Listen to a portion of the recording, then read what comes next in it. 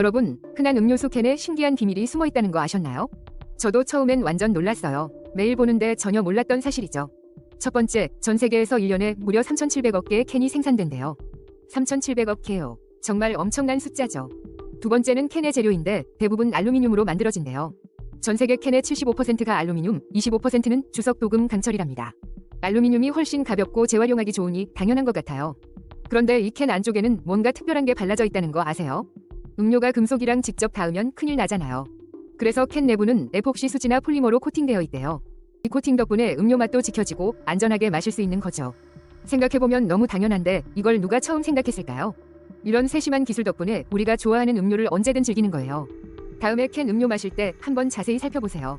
평범해 보이는 것에서도 놀라운 과학과 기술을 발견할 수 있답니다. 캔 하나에 이렇게 많은 이야기가 담겨 있다니 정말 신기하죠? 탄산음료, 주스, 에너지 드링크 등 다양한 음료들이 캔에 담겨 나와요. 캔은 휴대가 간편하고 보존성이 뛰어나 전 세계에서 사랑받죠. 이제 캔을 보면 좀 다르게 느껴지실 거예요. 오늘부터 캔 하나도 그냥 지나치지 마세요. 우리 집 콘센트 모양 자세히 본 적 있나요? 다 똑같아 보여도 미묘하게 다르다는 사실 진짜 신기하죠? 저는 처음 알았을 때 깜짝 놀랐잖아요. 가장 흔한 NEMA 5에서 15P 플러그는 접지 핀이 하나 더 있죠. 북미 표준인데 한국도 비슷해요. 근데 가끔 접지 핀이 없는 플러그도 보이잖아요. 이게 NEMA 1에서 15P인데 두 개의 극만 있는 거죠. 저도 처음엔 그냥 다 같은 줄 알았어요. 근데 이 모양들이 제각각 다 의미가 있더라고요. 이게 다 전압, 전류, 그리고 안전 때문이래요. NEMA 표준이 15A부터 60A까지 딱 정해놨대요. 전압도 225V에서 600V까지 다 다르게 생긴 거예요. 즉, 높은 전압이나 전류는 낮은 전압 콘센트에 절대 안 들어가게 하려고요. 당연한 건데 이 작은 디테일이 사고를 막아주는 거죠. 블레이드 모양, 크기, 방향까지 다 달라서 혼동할 일이 없어요. 이게 바로 ANSI-NEMA WD6이라는 국제 표준에 다 나와 있대요. 와, 진짜 이런 세심한 규격 덕분에 우리가 안전하게 전기를 쓰는 거였어요. 매일 보는 콘센트에 이런 과학적 비밀이 숨겨져 있다니. 다음번에 콘센트 볼 때 다른 점 없나 한번 찾아보세요. 일상 속 숨겨진 TMI 또 뭐 궁금한 거 없어요? 우리가 매일 보는 병뚜껑 130년 넘게 모양이 거의 안 변했다는 사실 아셨어요? 당연하게 느껴지는 병뚜껑이 사실은 엄청난 발명품이었죠. 옛날엔 병마개가 제대로 밀봉 안 돼 음료가 쉽게 상해서 음료 회사들이 고민이 많았대요. 그러다 1892년 윌리엄 페인터가 크라운 코크를 발명했어요. 이게 진짜 신이 한 수였죠. 완벽하게 병을 밀봉했거든요. 발명하자마자 대박이 나서 크라운 코크 앤 실 컴퍼니를 세웠는데 이 회사가 미국 최대 제조회사 중 하나가 됐다는 사실.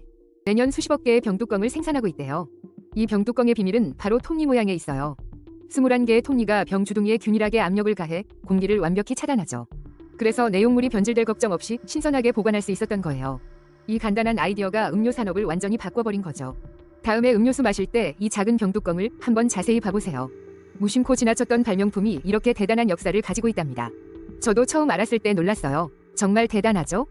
사소한 것 하나에도 이렇게 깊은 이야기가 숨어있네요. 다음에 또 신기한 TMI 들고 올게요. 기대해주세요.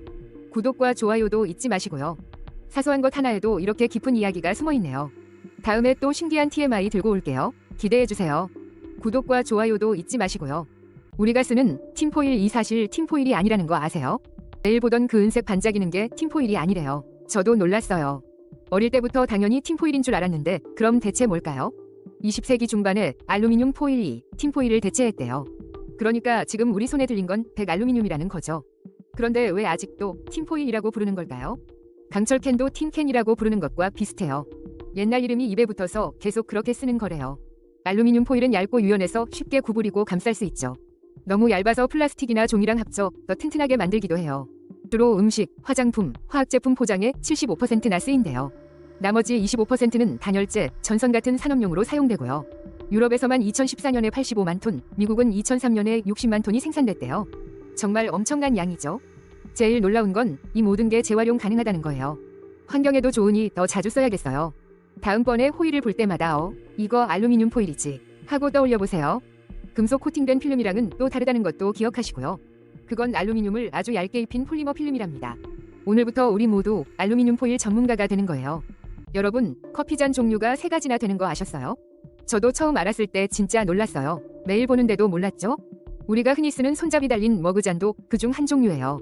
그럼 다른 2가지는 뭘까요? 바로 소서랑 쓰는 정석 컵이랑 일회용 컵이에요.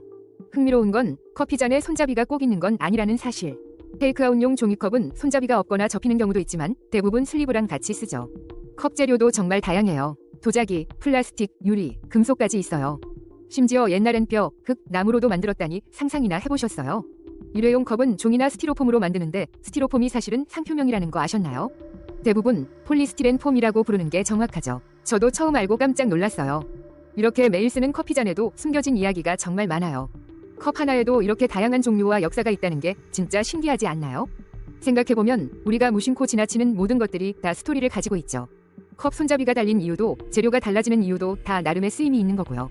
이런 작은 디테일들이 모여서 우리의 커피 경험을 더 풍부하게 만들었던 거예요. 다음번 커피 마실 땐 컵을 한번 자세히 살펴보세요. 어떤 재료로 만들었는지, 손잡이는 있는지 없는지, 소서랑 세트인지 등등이요. 분명 새로운 사실을 발견하게 될 거예요. 저도 그랬거든요. 매일 쓰는 물건에도 이렇게나 많은 이야기가 숨겨져 있었다니 정말 놀랍죠? 커피 한 잔의 여유 속에서 발견하는 소소한 즐거움이랄까요? 여러분, 화장실 변기 모양 혹시 자세히 보신 적 있으세요?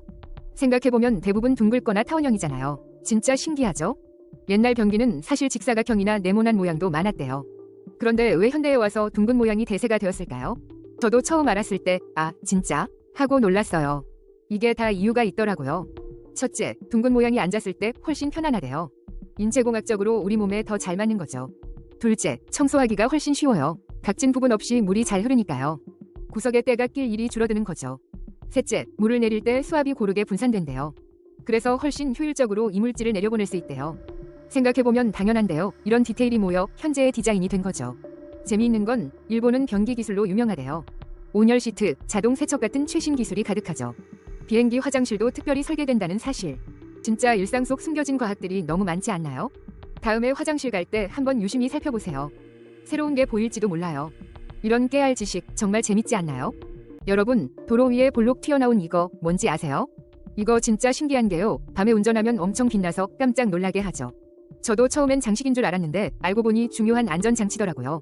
이 작은 점들을 레이즈드 페이브먼트 마커라고 하는데 종류도 다양해요. 플라스틱, 세라믹, 금속까지 재료도 가지각색이죠. 모양도 동그란 것, 네모난 것, 길쭉한 것 등 진짜 많고요. 색깔도 흰색, 노란색, 빨간색 등 다양해서 기능이 다를 것 같지 않나요? 생각해보면 당연한데 이걸 왜 도로에 설치했을까요? 바로 반사 기능 때문이에요. 헤드라이트를 받아서 빛을 반사하죠. 플라스틱이나 세라믹 마커는 렌즈나 시트가 있어 빛을 더 잘 반사한대요. 유리 로드스터드는 돈 모양으로 빛을 모아 반사층으로 되돌려 보내고요. 이런 반사 덕분에 밤이나 안개 낀 날에도 차선을 훨씬 또렷하게 볼 수 있어요. 진짜 대단하죠? 작은 아이디어가 큰 안전을 만드는 거니까요. 흔히 고양이 눈이라고 불리는 것도 이런 마커 중 하나예요. 심지어 보츠도츠는 차선을 진동시켜 경고해주는 것도 있대요. 졸음운전이나 차선 이탈 방지에 정말 큰 도움이 되겠죠? 다음번에 도로 위 작은 점들을 보면 그냥 지나치지 마세요. 이 작은 것들이 우리 모두의 안전을 지켜주는 고마운 친구들이니까요. 생각해보면 당연한 건데 왜 이걸 이제 알았을까요? 저만 몰랐던 건가요? 매일 보지만 몰랐던 생활 속 작은 비밀들, 다음에도 또 찾아올게요. 키보드 F, J키의 작은 돌기 보이세요? 매일 보지만 아마도 한 번도 생각해본 적 없을걸요? 그냥 디자인이 아니라 아주 특별한 목적이 있어요. 누가 말해주기 전까지는 전혀 몰랐는데 정말 깜짝 놀랐지 뭐예요. 그런데 왜 F와 J에만 이런 돌기가 있을까요? 그건 바로 터치 타이핑 위 기술과 관련이 있어요. 컴퓨터 이전에는 타자기가 있었고 정말 어려웠죠. 타자수들은 보지 않고도 손가락 위치를 알아야 했어요. 릴리언 슐스, 세계 최초의 타자수. 그녀의 아버지 크리스토퍼 레덤 슐스가 실용적인 타자기를 발명했죠. 그는 타자수들의 검지를 안내하기 위해 이 돌기들을 만들었어요. F는 왼손 검지, J는 오른손 검지를 위한 거예요. 이 키들을 홈로우 키라고 부르죠. 아래를 보지 않고도 빠르게 제자리를 찾는 데 도움이 돼요. 생각해보면 타이핑이 얼마나 더 빨라질까요? 맞춤법 검사나 자동 수정이 있어도 이 간단한 기능은 여전히 남아있죠. 다음에 타이핑할 때 그 작은 돌기들에게 감사하는 마음으로 톡톡 건드려 보세요. 타이핑 효율성에 엄청난 영향을 주는 작은 디테일이죠. 꽤 멋지죠? 저도 이걸 알고 정말 놀랐어요. 여러분은 또 어떤 작고 눈에 띄지 않는 것들이 궁금한가요? 이거 진짜 신기한데요. 거울이 우리 모습을 좌우 반전해서 보여준다는 거 혹시 알고 계셨어요? 생각해보면 당연한데 전 이걸 처음 알았을 때 엄청 놀랐죠. 거울은 사실 빛을 반사해서 이미지를 만드는 단순한 물체예요. 빛이 거울에 부딪히면 들어온 각도와 똑같은 각도로 반사되죠. 이게 바로 우리가 거울을 통해 자신이나 뒤에 있는 물건을 볼 수 있는 이유고요. 그런데 왜 좌우만 바뀌고 위아래는 안 바뀌는 걸까요? 수면 같은 자연 거울은 선사시대부터 있었고 사람들은 돌이나 금속으로 거울을 만들었대요. 지금 거울은 유리에 은이나 알루미늄 같은 반사율 높은 금속을 얇게 코팅해서 만들어요. 유리가 매끄럽고 단단해서 완벽한 표면을 제공하죠. 여기서 핵심은 거울이 파동 간사체라는 거예요. 빛 파동이 거울에 부딪히면 파동의 곡률과 수렴도는 그대로 유지된 채 반대 방향으로 반사돼요. 이게 렌즈를 통해 초점을 맞출 때 마치 파동이 거울 뒤에서 온 것처럼 이미지를 형성하는 이유고요. 빛을 광선으로 생각하면 더 쉬운데 광선은 거울에 부딪힌 각도와 똑같은 반대 각도로 반사돼요. 바로 이 반사 때문에 우리는 거울에 비친 자신의 모습을 보게 되는 거죠. 그런데 좌우 반전은 물리적인 현상이 아니라는 점 진짜 놀랍지 않나요? 거울은 사실 앞뒤를 바꾸는 거예요. 우리가 거울 앞에 서면 우리 앞면이 거울 쪽으로 향하잖아요. 그러니까 거울에 비친 우리는 마치 우리가 거울 뒤에 있는 것처럼 보이는 거죠. 만약 거울이 위아래를 바꿨다면 우리는 거꾸로 서 있는 우리 모습을 봤을 거예요. 다음번에 거울 볼 때 이게 앞뒤가 바뀐 거였구나 한번 생각해보세요. 훨씬 더 신기할 거예요. 이렇게 매일 보는 것도 알고 보면 정말 재밌는 과학이 숨어 있답니다. 여러분, 카메라 셔터에 벌브, B 모드가 있다는 거 아셨어요? 이건 셔터 버튼을 누르고 있는 동안만 셔터가 열리는 기능이죠. 근데 벌브라는 이름이 좀 특이하지 않나요? 전구, 벌브랑 같은 철자인데 왜 이 이름을 썼을까요? 진짜 신기한데요. 저도 처음 알았을 때 놀랐어요. 예전엔 셔터를 열고 닫는 방식이 지금이랑 달랐거든요. 셔터 버튼 대신 고무, 벌브를 쥐어서 공기압으로 셔터를 조작했대요. 이 벌브를 누르면 열리고 손을 떼면 닫혔죠. 지금의 벌브 모드랑 원리가 똑같은 거예요. 사진가가 벌브로 셔터 열림 시간을 직접 조절한 거죠. 생각해보니 당연한 이름인데 왜 여태 몰랐을까요? 그리고 타임 T 모드도 있는데 이건 또 다르답니다.